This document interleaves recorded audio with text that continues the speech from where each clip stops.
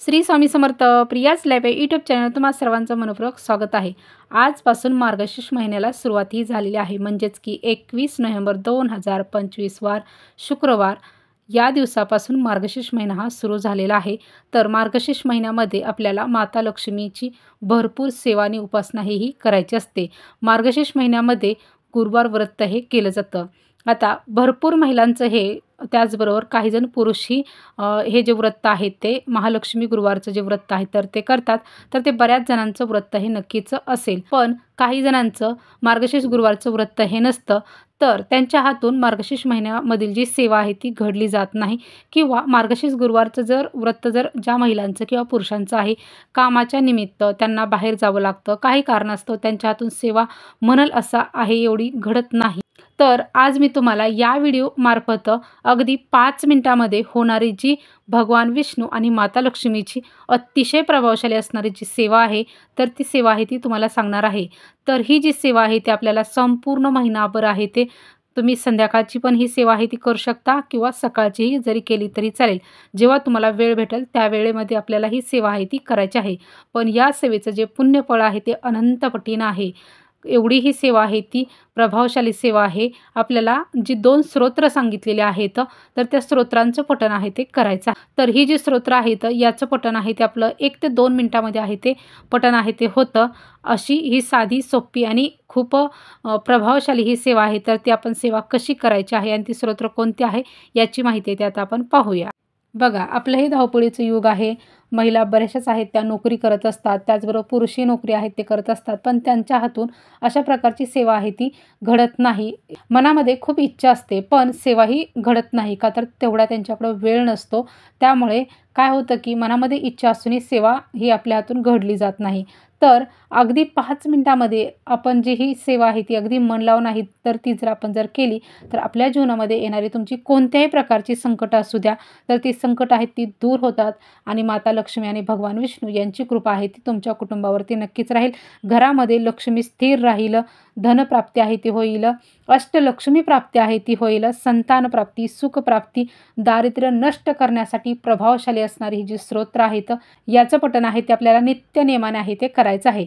बघा, तुम्ही 1 महिनाभर ही जी स्तोत्राची सांगणार आहे आता 2 त्याची सेवा तुम्ही करून पहा, तुम्हाला काय रिझल्ट येतोय आणि नंतर तुम्ही कमेंटद्वारे सांगा की तुम्हाला नक्की रिझल्ट हा काय आला तो। तर ही जी स्तोत्र आहेत तर ती स्तोत्र कोणती आहे? पहिलं म्हणजे लक्ष्मी द्वादश नाम स्तोत्र। यामध्ये लक्ष्मी मातेच्या 12 नावांचा उल्लेख केलेला आहे। असं हे प्रभावशाली जे स्तोत्र आहे ते आपल्याला बोलायचं आहे। अगदी छोटंसं आहे, जास्त काही मोठं नाही, एकदम छोटंसं आहे, तर ते आपल्याला बोलायचं आहे। अतिशय प्रभावशाली जी नावं आहेत माता लक्ष्मीची, जी प्रमुख नावं आहेत त्यांचा उल्लेख आहे तो यामध्ये केलेला आहे। त्याचबरोबर दुसरं जे स्तोत्र आहे ते म्हणजे व्यंकटेश द्वादश नाम स्तोत्र। याचंही पठण आहे ते आपल्याला करायचं आहे। तर यामध्येही भगवान विष्णूंची अतिशय प्रभावशाली असणारी जी 12 नावं आहेत तर त्याचा उल्लेख आहे तो केलेला आहे। त्यामुळे जी ही द्वादश नामावली जी स्तोत्र आहेत या दोन्ही स्तोत्रांचं आपल्याला पठण आहे ते करायचं आहे। स्त्री पुरुष कोणीही या स्तोत्राचं, अगदी आपली मुलं आहेत तर तेही या स्तोत्राचं आहे ते पठण आहे ते करू शकतात। एवढं हे प्रभावशाली स्तोत्र आहे। फक्त मासिक धर्म जर स्त्रियांना असेल तर त्या कालावधीमध्ये आहेत तेवढ्या कालावधीमध्ये आपल्याला या स्तोत्राची सेवा आहे ती आपल्याला करायची नाही। आपल्या जीवनामध्ये येणारी सर्व संकट आहेत ती दूर करण्यासाठी, माता लक्ष्मीची अखंड कृपा आपल्या कुटुंबामध्ये राहण्यासाठी आणि या मार्गशीर्ष महिन्यामध्ये आपल्या हातून दुसरी कोणती जरी सेवा जरी करणं नाही शक्य आपल्याला झालं, तर फक्त या स्तोत्रांचं पठण आहे ते नक्की नित्यनियमाने करा। आणि या स्तोत्रांचं पठण केल्यानंतर संध्याकाळच्या वेळेमध्ये अगदी 2 मिनिटांमध्ये होणारं एक सेवा आहे, म्हणजे ते एक स्तोत्र आहे, ते म्हणजे कालभैरव अष्टक।